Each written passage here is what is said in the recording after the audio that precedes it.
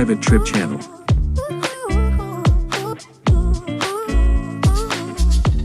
Viennese 20th Century Architecture Tour. Modern skyscrapers and a university campus designed by international architects are just some of the evidence that Vienna's architecture is not only imperial but also contemporary.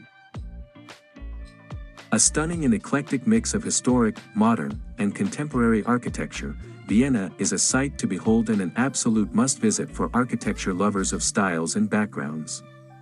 For all its old European charm and cultural history, Vienna is brimming with innovation and cultural vibrancy that you can see throughout its many historic and new neighborhoods. The history of the city by the Danube River is as rich and complicated as the architecture that portrays it. The city doors are open to celebrate architecture, and any time is a great time to visit. Today you will see the best examples of Viennese architecture of the 20th century. You have definitely never seen Vienna like this before. Watch till the end and you will be stunned by the beauty of the architecture. Werkbundsiedlung. Want to see works by great architects such as Adolf Loos, Richard Neutra, Joseph Frank, and Margaret Schudele-Hotzky in a showcase of compact housing design? The Werkbundsiedlung in the 13th district is a real insider tip for architecture fans. The settlement was created between 1929 and 1932 as an ensemble of 70 single-family houses by 34 architects to discover. The development showcases all the facets of early modernist design. It was designed as a show home development to promote a new form of living in small, yet exceptionally functional housing. Of the 70 buildings that were originally erected, 64 have survived. They were renovated a few years ago with great attention to detail. The special feature, the Werkbundsiedlung, is not a museum, but an inhabited settlement of single-family houses. It is still dedicated to social housing. Here you can see the Viennese in the front yard. Even more remarkable is the fact that all the big names of the time can be found among the architects. In the description of the video, you will find a link with a detailed description of each house and a 3D tour.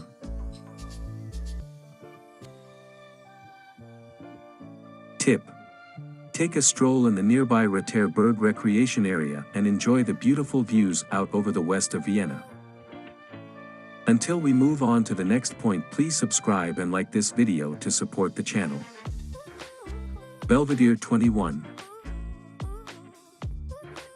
The Belvedere 21 Museum is not only highly interesting from an architectural point of view, but is also intensively engaged in Austrian art of the 20th and 21st centuries. The impressive building was constructed by leading architect Karl Schwanzer as the Austria Pavilion for the World Exhibition in 1958, and received the Grand Prix Architecture for the trend-setting and technically innovative design. In the early 1960s, the award-winning structure was dismantled and then reassembled in Vienna. In 1962, building opened as a museum for the art of the 20th century. From 2007, renovation according to plans by Adolf Kriskinitz, a student of Schwanzer, 2011 reopening as a 21-house museum of contemporary art. The building of Belvedere 21 is considered an architectural icon of post-war modernism. Mobile modernism. Yes, buildings can travel, as the glass and steel Belvedere 21 proves. Tip: go for a drink in the new Lucy bar on the ground floor of Belvedere 21. Hundertwasserhaus.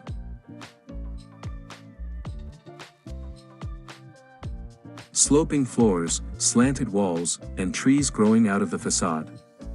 Sounds like a real fixer-upper, but we are in fact talking about the Hundertwasserhaus. This social housing development was completed by the artist Friedensreich Hundertwasser in 1985, as the architectural embodiment of the Vienna school of fantastic realism. Hundertwasser's main source of inspiration: nature, which famously eschews straight lines and right angles. Tip: in the Art and Café coffee house on the ground floor of the Hundertwasserhaus, a film can be seen free of charge, in which Friedensreich Hundertwasser personally guides him through his house. Looshaus.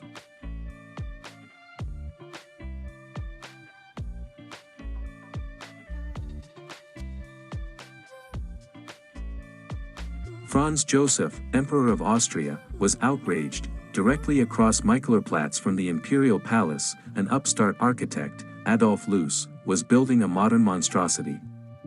The year was 1909. More than 7 centuries went into the creation of the Imperial Palace. And the grandiose Baroque-style palace was a vast complex of highly ornamented architecture.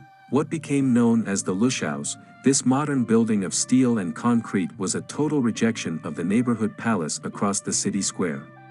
The Looshaus is regarded as one of the most important structures built in the Wiener Moderne.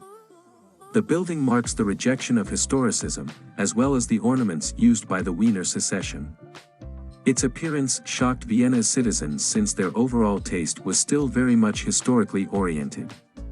Because of the lack of ornaments on the facade, people called it the house without eyebrows. Wohnpark Alterlaa. Roughly translated as Park Residences Alterlaa, was conceived as the largest non-municipal housing development in Austria in the late 60s as part of a new urban development area near the city limits.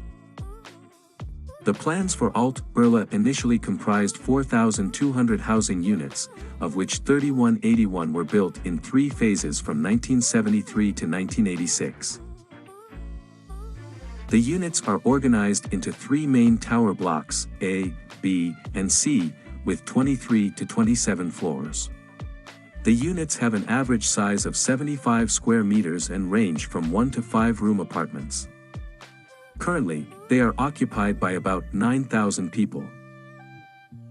According to the principle, the greatest happiness for the greatest number of people, the 70m high residential towers have a number of features that are rare for a communal housing project. The lower floor apartments until the 12th floor have terrace-like balconies with a small garden. Each apartment above a terraced apartment is set back to allow a maximum of sunlight to the terrace on the level below. This stair-like appearance creates the parabolic shape of the building. The upper floor apartments have much smaller balconies, but they have a nice view of Vienna or the nearby hills and woods. On the rooftops, there are 7 outdoor swimming pools and saunas. 7 indoor pools are located in the basements. Laid out on a long axis between the blocks there are 2 kindergartens, a children's daycare center, a round gymnasium, 33 leisure clubs, several tennis courts, a church, 3 schools, a youth center, a multipurpose hall, 2 medical centers, restaurants, and a shopping center. The towers have parking garages with 3,500 places. A tenants' council represents the interests of residents vis-a-vis the cooperative. The residence also has its own 2 monthly newspapers and a television station, with separate information on the activities of the condominium. Studies conducted in 1978 and 1999 show a very high level of resident satisfaction, far above average. Wotruba Church. Want to explore Vienna's most unusual church? The Church of the Most Holy Trinity in the 23rd district is one of Austria's most seminal brutalist works. The modernist chapel takes its name from the visionary architect behind its creation, Fritz Wotruba. The sculptor-cum-architect began building the strange building in 1974, inspired by elaborately Gothic Chartres Cathedral, though you could be forgiven for seeing how given the brutalist church that he ended up designing. Built on the site of a former Nazi barracks, the church is formed from 152 concrete blocks, bolted together like a Jenga tower in mid-tumble. The windows are built into the irregular spaces between the blocks. Inside the church, the main chapel is essentially mundane with regular church seats and uniform psalm books tucked into their backs. Were it not for the chaos of the church walls all around, it would not seem that different from any other around the world. Unfortunately, Wotruba did not live to see his beautifully odd church reach completion. He died in 1975, just a year shy of the building's completion in 1976. While the architect behind the alien church did not survive to appreciate his work, it still stands today, wowing parishioners and fans of odd architecture alike. Even today, the untreated concrete surfaces are in astonishingly good condition and are hardly weathered or riddled with cracks. It may seem a bit cold and abstract in comparison to more traditional churches, but the experience of walking into a giant brutalist sculpture is heavenly in its own right. Stop off at the Zahale Wine Tavern on Mauer Hauptplatz on the way back for a glass of wine. That concludes our tour. Private Trip's selection of the best architecture in the city features only 20th century buildings. But whatever architectural style is your favorite, chances are you'll find some fascinating examples of it in Vienna. That's all for today. Write in the comments which architectural work impressed you the most. Thanks for watching, and remember that travel expands our worldview and makes us better.